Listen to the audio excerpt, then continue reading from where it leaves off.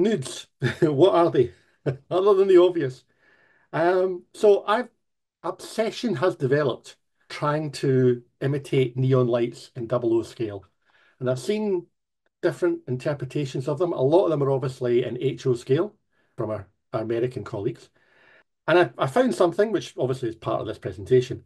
I was thinking of calling this presentation nude modeling, but decided that might get thrown up when it goes to YouTube. That might just then create problems with the censors. So I thought, let's not do that. So basically, mood lighting with nudes. What we got? So, first of all, what are they?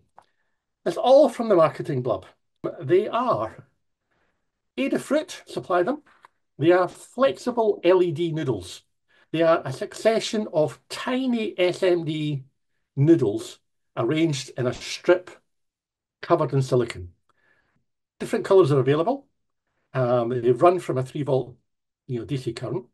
I'll give you all the links at the end of it, but there's a whole stuff on Adafruit around what they all are. Pros and cons, they are very similar to something called electroluminescent wire, which I hadn't come across before. Something that I've now seen, and I think that's what models have used for when they've tried to model neon signs. They're much more flexible, and they also don't require an inverter because they run in DC. Electroluminescent wire apparently runs on AC. The downside, they cannot be cut. They are also, as I've discovered as I was preparing what I'm about to show you, they can be broken. They can, although they're very flexible, they're not infinitely flexible. Noodles require a connection at both ends. One end's positive, one end's negative. Who knew? The effects. You can use pulse width modulation or, like through an Arduino. They can be dimmed. The marketing blurb says they can be animated. Now, animated, I think of something when I read animated.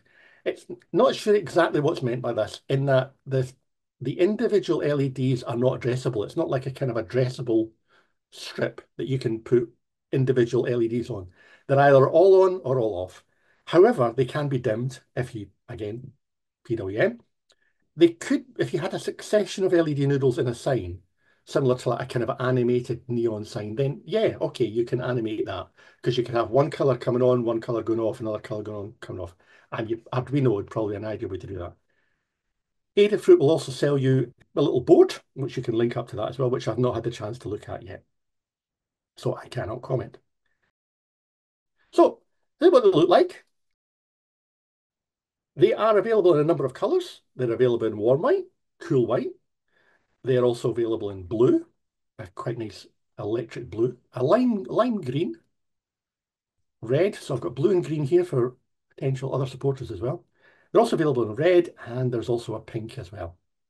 As I said, they can be powered directly from a coin cell, 3 volt coin cell. They don't require very much power. They're very efficient. As you can see, they only really require kind of 25 to 30 milliamps. So even using 3 volt, they actually recommend you use a current limiting resistor, for example, 50 ohms. If you had a 5 volt supply, then obviously go up a bit. The dimensions. Okay, as you can see in some pictures, that is the lime green, that is the blue, and that is the kind of pinky red. I think that's more the red. They're about 300 millimeters long from tip to tip. Not all of that is lit. The illuminated section is about 285 millimeters. So just the tiny bits at the end, just where the connections are. So I had this, as went, oh, okay. This led me, sorry, no pun intended, to me think about seeing if I could actually create a neon sign myself. I wasn't sure of my capabilities. So I went seeking inspiration. And I discovered a couple of quotes. Both of them, I took something from it. To learn something new, you need to try new things and not be afraid to do wrong. But no, that's a reasonable, valuable lesson. Bit schmaltzy, but hey, no, it's a valuable lesson. I, however, prefer this one. Tradition, just because you've always done it that way, doesn't mean it's not incredibly stupid, which I actually have a poster of sitting above my wall. So, with all that as background, what did David do next? Well, I tend towards overthinking things. I'm not sure if that's a good thing or a bad one. I'm really, really good at procrastinating. Um, I had these two potentially conflicting quotes. It doesn't mean they're both right, doesn't mean they're both wrong. So I went in search of some 12-inch to the foot signs to see what I could come up with, see what kind of inspiration. So this was my starting one. And I was looking at that one, went, yeah, okay. It's a good one. I like it.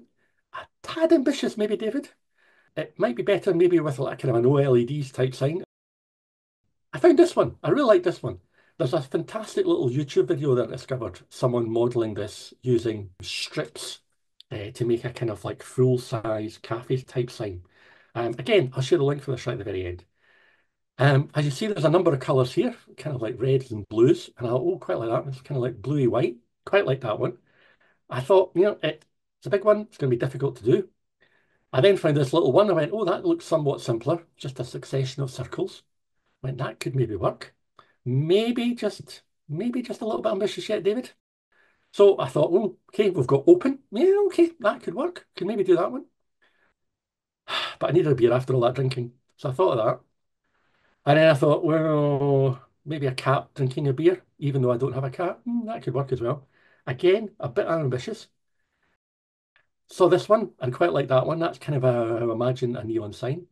Again, don't really like cocktails, though I've been known to have one before. Um, it's alcohol, so it can't all be bad. I thought, just relax, David, calm down a bit.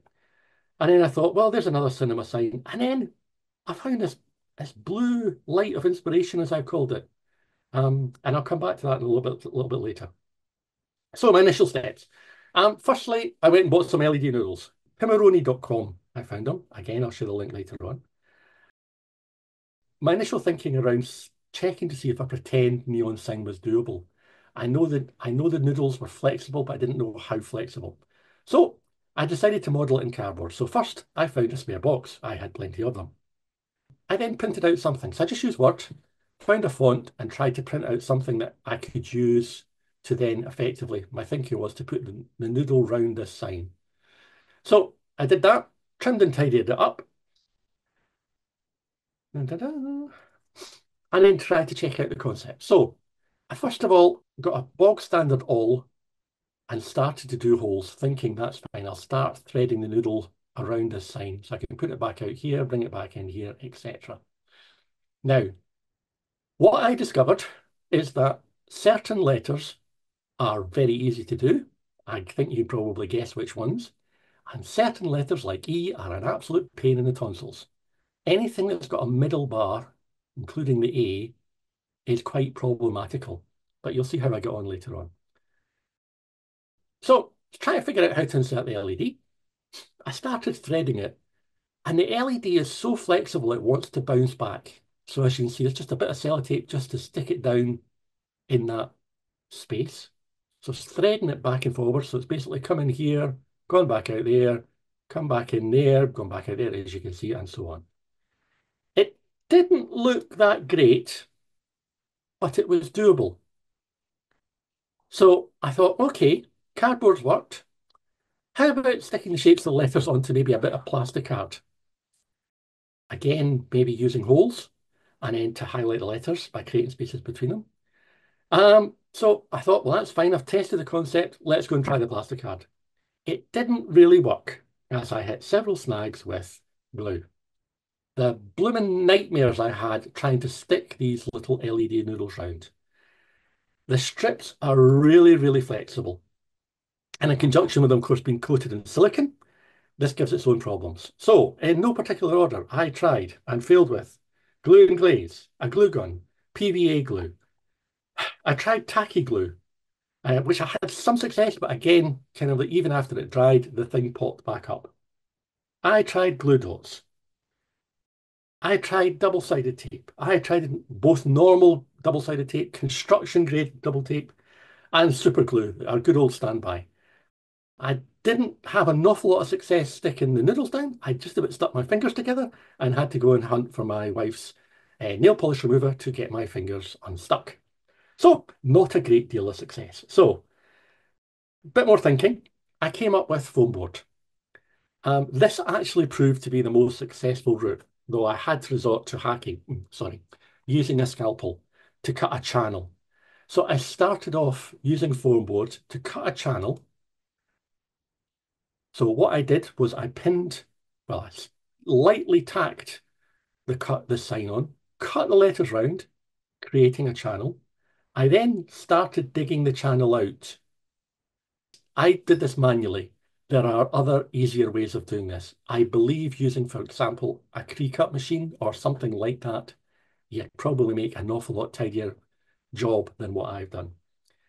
So my workflow went from printing off the sign, then carefully trying to trim out the inside of the letters. And I did it effectively on top of the foam board so that it created a channel, effectively a stencil. And then, as you see, then I started cutting out just the top of it and then realized that was actually not going to make an awful lot of difference. I went through a lot of iterations of this one. You can see the results of my hacking at the top here. I realized I was starting doing holes similar to what I did with the cardboard. And then realized, do you know, actually just cutting out the letters to make a stencil will actually work. So that's what I did. And I did have some success. Actually, do you know, when it was lit up, it actually does, it hides a lot of the kind of hacking. It's not perfect. That's no glue on that at all. And as you see, it's quite thick foam board. This is 5 millimeter thick foam board that I picked up from Hobbycraft, which actually worked quite well. With the noodles only being like a kind of a couple of millimeters thick, I thought maybe if I try, it'll maybe be easier with a 3 millimeter or a 2 millimeter foam board. And I bought a couple of sheets of that one. That didn't work because I don't know if you can see it in the pictures. That seems to have like a hard coating on the top with the foam in the between, which was ideal. The foam board that I bought is just more foam board. It's actually like very thick felt. So that I had problems with it. So did I have any success? You saw the cinema sign. Back to my blue light of inspiration, as I mentioned a couple of slides back. A couple of other images here. So that's the work in progress on a bit of 5 millimeter workboard. And as you see, the noodle's quite flexible. I've been able to run it through that channel, and that's just sellotape sticking, stopping it popping out the back and stopping it popping out the front because it still wants to bend. And that's how it ended up. As you see, a bit blurred, it has to be said. Apologies for that. But a kind of a blue light for blue lights of inspiration, as I've called it. So I had been able to make it work with a slightly bigger sign. This is not exactly double O scale. Could I make a double O scale sign? Well, spoiler alert, yes, but it wasn't easy. I've already downloaded the Scale Scenes low relief cinema board. Highly recommend the company, by the way. I've got a lot of the bits and pieces. Not all of them built up, some of them built up. I like the Odeon signs, so I printed this off.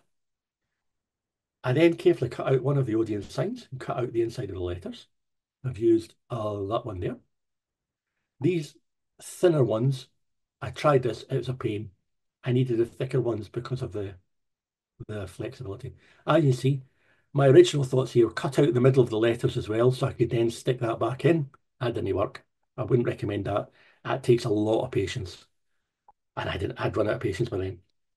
So I then, using some very low tack masking tape, put that onto the 5 millimeter board. I also discovered through accident more than anything, is giving plenty of room at the bottom. As you see, the sign takes up all the space, most of the space, so it's very easy to hack through. I then created this and I thought, well, it's easier to then trim later on or hide when I come to build the cinema because I haven't built the cinema yet. So even using a fresh blade, the thinner stuff didn't work, but the thick stuff, that worked. So just about there, as you can see, I've started to dig out the channel, carefully marking them out, as you can see, then doing this one. Now, you may ask, what's this big bit of blue tape here, there, David? This was for me to remember what was supposed to be the front, because I was turning it back around, forward and back, trying to trim out the letters both after doing from the front to then see what I'd cut all the way through, trying to be careful. So I'd put this big bit of blue tape here so I could remember which one was the front. A nice simple tip, highly recommend it. And then I ended up with this. The threading the LED through much more carefully than I had done because I managed to break a couple of LEDs. I've got one that's half broken. I don't know how I've managed to do that. It's only lit up halfway. And the sign that I'd made actually needed two LEDs the way that I've done them. So it's not too bad. As you can see, I'm using my trusty LED tester. It's been fantastic. Right, so this is the little sign lit up. Don't know if you can see that. Hopefully so. Right, change of tables. The number of times I was testing this before this. Oops, well, that didn't work. Oh, dear. Falling off. Piece of nonsense. Right, come on. There you go. Like that. Little blue light of inspiration. And then last but by no means least, here I get. There we go. No, it's not that one. It's that one. We have out. There you go. Two. And as you can see, that's what the noodle looks like. And very flexible. But as I said, it's not infinitely it's not infinitely flexible. But certainly you can do a lot with it. So there we go. That's me. Hopefully that was of some help.